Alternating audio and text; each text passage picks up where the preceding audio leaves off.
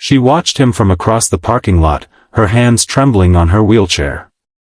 27 years of searching, and there he was, her brother, completely unaware that the woman he was about to defend against a cruel stranger was the sister he'd been separated from as a child. What happened next would change both their lives forever. If you're touched by this story of unexpected reunion and second chances, please hit that like button and subscribe to catch more heartwarming stories of family, redemption, and the connections that define us. The morning sun beat down on Mark Calloway's weathered pickup truck as he pulled into the supermarket parking lot. At 42, the lines on his face told stories of both joy and hardship, most prominently the struggle of raising his 10-year-old daughter Lily alone since his wife's death 3 years ago. "Dad, can I get ice cream?" Lily asked, her pigtails bouncing as she hopped out of the truck. Mark smiled, the kind of smile that never quite reached his eyes anymore. "Let's get the essentials first, kiddo. Then we'll talk ice cream." As they approached the entrance, Mark noticed a woman in a wheelchair struggling with her shopping bags. Something about her seemed vaguely familiar, though he couldn't place it. Perhaps it was the determined set of her jaw, or the way her dark hair fell across her face, the same shade as his own. Before he could offer help, a man in an expensive suit cut in front of her, causing one of her bags to spill onto the pavement. "Watch where you're going," the man snapped, not bothering to help. The woman looked up, her eyes flashing with a mixture of hurt and defiance. "I was watching. Perhaps you could try the same." The man scoffed. "Maybe if you weren't taking up so much space with that chair." Something inside Mark snapped. Without thinking, he stepped forward. "Excuse me," he said, his voice low but firm. "I believe you owe the lady an apology." The suited man sized Mark up, taking in his faded jeans and work-worn hands. "This doesn't concern you." "When someone shows that kind of disrespect in front of my daughter," Mark replied, placing a protective hand on Lily's shoulder, "it becomes my concern." The woman in the wheelchair looked up at Mark with an expression he couldn't quite read, something between gratitude and shock. For a moment, their eyes locked, and Mark felt an inexplicable connection, like déjà vu but stronger. "Whatever," the suited man muttered before storming off. Mark crouched down, helping the woman gather her spilled groceries. "I'm sorry about that. Some people forget their humanity." "Thank you," she said softly. "I'm Elena. Elena Matthews. Mark Calloway. And this is my daughter, Lily." Elena's hand trembled slightly as she shook Mark's, her eyes scanning his face with an intensity that made him slightly uncomfortable. "Do we know each other?" Mark asked. "You seem familiar somehow." Elena hesitated, her heart pounding. 27 years of searching, of piecing together fragments of her past, had led to this moment. But how do you tell a stranger that you believe he's your long-lost brother? That the foster system that had separated you as children had taken more than just your childhood, it had stolen your family? "I don't think so," she lied. "I have one of those faces." That night, Elena sat in her modest apartment, staring at the faded photograph in her hands. 2 children, herself at 4 years old and her brother Marcus at 7, smiling despite the uncertainty that loomed over them. The last photo taken before they were separated into different foster homes. The resemblance between Marcus and the man she'd met today was undeniable. Same dark hair, same cleft in the chin, same laugh lines around the eyes. And then there was the birthmark, a small, crescent-shaped mark just visible on his wrist as he'd helped her with her groceries. The same mark her brother had. Elena had spent years searching for her brother, following dead ends and false leads. She'd hired private investigators, scrolled through countless social media profiles, and submitted her DNA to every ancestry database available. And now, by some miracle or twist of fate, he had appeared in her life, defending her, no less, without either of them realizing the truth. But how could she tell him? What if he didn't want to know? What if his life was complicated enough without a disabled sister suddenly appearing and claiming to be family? Her phone buzzed with a text from her best friend, Diane. Did you find the courage to tell him? Elena's fingers hovered over the keys before she replied, not yet. I need to be sure. Mark tucked Lily into bed, his mind still on the woman from the parking lot. Dad, Lily said, clutching her stuffed rabbit, that lady in the wheelchair seemed nice. She did, didn't she? Mark sat on the edge of the bed, smoothing his daughter's hair. She looked kind of like you. Around the eyes. Mark paused. Children sometimes saw things adults missed, connections that seemed obvious once pointed out. Maybe a little, he conceded. You should ask her on a date, Lily said matter-of-factly. Mark chuckled. Where did that come from? Lily shrugged. You're always taking care of me. Maybe it's time someone took care of you too. Mark kissed his daughter's forehead, touched by her concern. Get some sleep, kiddo. School tomorrow. Downstairs, he found himself pulling out the small wooden box he kept hidden on the top shelf of his closet. Inside was all he had left of his birth family, a tattered photograph of himself with a young girl, his sister Marie, and a small, hand-carved wooden elephant their father had made. Mark had few memories of his biological family. His parents had died in a car accident when he was 7, and he and his 4-year-old sister had been placed in foster care. Despite promises to keep them together, they were separated within months. Mark had spent years trying to find Marie, but the records were incomplete, and his sister's name may have been changed after adoption. Eventually, he'd built a life for himself, college on scholarship, marriage to his sweetheart Sarah, the birth of Lily, and then Sarah's unexpected death from an aneurysm. Through it all, the question of what had happened to his sister had lingered like a ghost at the edges of his consciousness. He studied the photograph. The little girl had the same determined expression he'd seen on Elena's face today. But that was impossible. Wasn't it? The following week, Mark ran into Elena again at the local library where Lily was attending a reading program. Elena worked there part-time as a children's literature specialist. We meet again, Mark said, genuinely pleased to see her. Elena smiled, her heart racing. I recognized your daughter. She's quite the reader. Gets that from her mother, Mark said, a shadow crossing his face. Sarah loved books. Loved? Elena asked gently.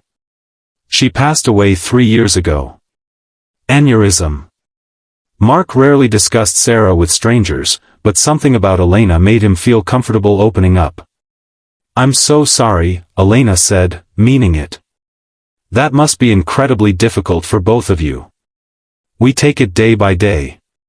Mark cleared his throat. Listen, would you maybe want to grab coffee sometime? As friends, he added quickly. I don't really have many people to talk to besides a 10-year-old.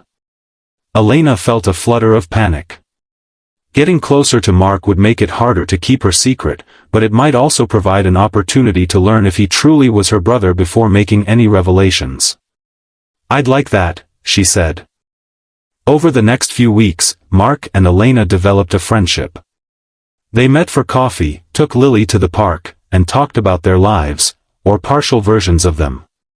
Elena shared that she'd been in a car accident 6 years ago that left her partially paralyzed. She mentioned growing up in foster care but avoided details that might reveal too much. Mark, in turn, spoke about his work as a construction foreman, his struggles raising Lily alone, and occasionally, his childhood in foster homes. Each conversation brought Elena closer to certainty, but also deeper into a moral dilemma. The longer she waited to tell the truth, the more betrayed Mark might feel when he discovered it. One rainy afternoon, Elena helped Lily with a school project at Mark's house while he prepared dinner. What's this? Lily asked, spotting the wooden box on the bookshelf where Mark had absent-mindedly left it the night before. Before Elena could respond, Lily had opened it and was examining the contents. Is this my dad when he was little? Who's the girl? Elena's breath caught as she glimpsed the photograph. There was no mistaking it, the same photo she had carried with her all these years. She reached for her purse with trembling hands and pulled out her copy. "Lily," she said quietly, "could you ask your dad to come here for a minute?" Mark appeared in the doorway, wiping his hands on a dish towel. "Everything okay?" His eyes fell on the open box, then on the identical photograph in Elena's hands. The color drained from his face. "Where did you get that?" he whispered. Elena took a deep breath. "It's me, Marcus. It's Marie." The dish towel slipped from Mark's grasp. "What did you just call me?" "Marcus," Elena repeated, her voice breaking. "That was your name before you were adopted. I've been looking for you for 27 years. Mark staggered back, gripping the doorframe for support. "Marie died. The social worker told me she died of pneumonia in her foster home." Elena shook her head, tears streaming down her face. "They lied to you. They lied to both of us. I was told you'd been adopted internationally and couldn't be tracked." Lily looked between them, confused. "Dad? What's happening?" Mark couldn't answer. He was staring at Elena, at Marie, as though seeing a ghost. The resemblance he'd felt, the inexplicable connection, the familiar expressions, it all suddenly made terrible, wonderful sense. "I found out our original names when I turned 18 and got access to my records," Elena continued. "I've been searching ever since. I hired investigators, submitted DNA to databases. I almost gave up." "How can you be sure?" Mark asked, his voice raw. Elena reached into her purse and pulled out the mate to the wooden elephant in Mark's box. "Dad carved a pair," she said softly. "One for each of us." Mark's legs gave way, and he sank to the floor. Lily ran to him, alarmed. "Dad, are you okay?" He pulled his daughter into a tight embrace, his eyes never leaving Elena's face. "I'm better than okay, Lily," he said through tears. "I think you just met your aunt." The next few months were a blur of emotions as Mark and Elena. He still couldn't think of her as Marie, reconnected and filled in the blanks of their separated lives. He learned that she'd had a harder journey than his, bouncing between foster homes that varied from neglectful to abusive. "The accident that put me in this chair wasn't really an accident," she confessed one evening as they sorted through old photographs. "My ex-husband pushed me down the stairs during an argument. I'd been trying to leave him after years of abuse." Mark's hands clenched into fists. "Is he in prison?" Elena shook her head. "He had an alibi, his brother lied for him. But I got away, changed my name from Jennifer Dawson back to Elena Matthews, and started over." "Matthews was Mom's maiden name," Mark said softly. "I know. It was my way of honoring her while hiding from him." Mark struggled with guilt that he hadn't searched harder, guilt that his sister had suffered while he had found at least some happiness. "You can't blame yourself," Elena told him. "We were children. The system failed us, not you." Lily, for her part, was thrilled to have an aunt, especially one who shared her love of books and had an endless supply of stories. She began to emerge from the shell of grief she'd built since losing her mother, blooming under Elena's gentle attention. As Christmas approached, Elena helped Mark and Lily decorate their home, filling it with more warmth than it had known since Sarah's death. "Sarah would have liked you," Mark told Elena as they hung ornaments on the tree. "I wish I could have known her," Elena replied. "Me too," Lily said quietly, clutching a handmade ornament her mother had created. "But I'm glad we found you, Aunt Elena." The doorbell rang, interrupting the moment. Mark opened it to find a tall, angry-looking man on his doorstep. "Can I help you?" Mark asked. The man peered past him, his gaze landing on Elena. His face contorted with rage. "Jennifer," he spat. "So this is where you've been hiding." Elena went pale. "Richard. How did you find me?" Mark instantly understood who this was. He positioned himself more firmly in the doorway, blocking Richard's view of his sister. You need to leave, Mark said, his voice deadly calm. Richard sneered. This doesn't concern you. That's my wife, and she's coming home with me. Ex-wife, Elena corrected, wheeling herself forward despite her fear. And I am home.